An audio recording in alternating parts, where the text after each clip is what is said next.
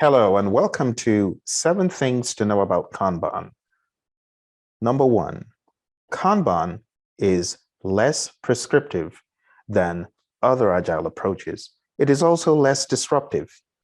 Project teams can begin applying the Kanban method with relative ease and progress towards other agile approaches if needed. It's incredibly flexible. If you wanted to start Kanban, you could start right away. How is Kanban practiced? Kanban is centered around the Kanban board, which we will be learning about.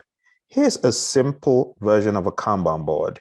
It has items that we plan to do, items that we are currently doing, and items that are done.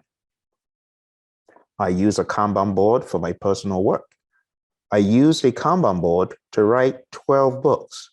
The Kanban board gives you a visual reminder of what needs to be done, and it encourages you to move along. Number 2, Kanban is a Japanese term. It's derived from roots that translate to visual board. Kanban's focus is to optimize the throughput of work by visualizing the flow of work through the process, limiting work in progress, and explicitly identifying policies for the flow of work. Kanban has distinct differences from other popular agile methodologies, primarily the fact that it's not based on time-boxed iterations like Scrum, but rather allows for continuous prioritization and delivery of work. Number 3, Kanban is from Toyota. It's derived from Toyota's lean production system. As I said, it's a Japanese word, and Kanban focuses on limiting WIP. You often hear that term quite a lot. Limit your WIP. What do we mean by limit your WIP? Well, in order for work to flow effectively through the process, we must limit our work in progress. This is founded predominantly on a law known as Little's Law. Little's Law states that the long-term average number of customers in a stable system, L, is equal to the long-term average effective arrival rate, lambda, multiplied by the average time a customer spends in the system, W. L, average number of items, WIP, lambda, the average number of items arriving at the system per unit of time, we call that throughput, and W is the average waiting time an item spends in a queuing system, lead time. The formula is WIP equals throughput times lead time, or WIP divided by throughput equals lead time. Therefore, if you want to increase throughput, limit WIP. Speed up the process, reduce lead time. If that's what you want to do, then limit WIP. There is a 30+ minute video on YouTube where I explain Little's Law. I advise you to look into it. But let's take a look at a bare bones example. John owns a small coffee shop. He wants to know the average number of customers queuing in his coffee shop to decide whether he needs to add more space to accommodate more customers. Currently, his queuing area can accommodate no more than 8 people. John has measured that on average, 40 customers arrive his coffee shop every hour. He's also determined that on average, a customer spends around 6 minutes in his store, or 0.1 hours. What is the average number of customers queuing in his coffee shop? Given these inputs, John can find the average number of customers queuing in his coffee shop by applying Little's Law. Throughput equals WIP divided by lead time, or we could say lambda equals L divided by W. So L is a number in the queuing system. That's equal to lead time times throughput. So if we apply the formula, we have the average number of items, WIP, in the queuing system is equal to 40, which is your throughput, times your lead time of 0.1. And that gives us 4 customers. Now, this is not needed for your exam if you're preparing for the PMP exam or even the ACP exam. But if you wanted to know a little bit more, go watch my 30-minute video where I cover this in great detail. The summary is, in order to maximize your output, limit your WIP. Moving on to number 4, Kanban has defining principles. These are talked about on page 104 in the Agile Practice Guide. Start with the current state. 2, agree to pursue incremental evolutionary change. 3, respect the current process, roles, responsibilities, and titles. And 4, encourage acts of leadership at all levels. Number 5, Kanban has core properties.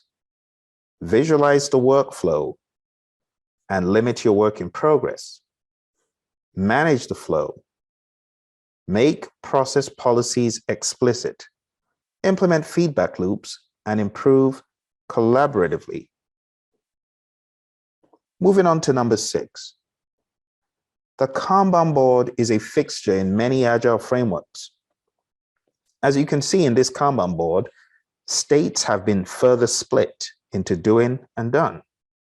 There are many different types of Kanban boards, but unlike a task board, the Kanban board is not reset at the beginning of each iteration. Its columns represent the different processing states of a unit of value, which is generally, but not necessarily, equated with a user story. Each column may have associated with it a work in progress limit, and the work in progress limit are those numbers at the top, 3, 5, 3. Those are our limits.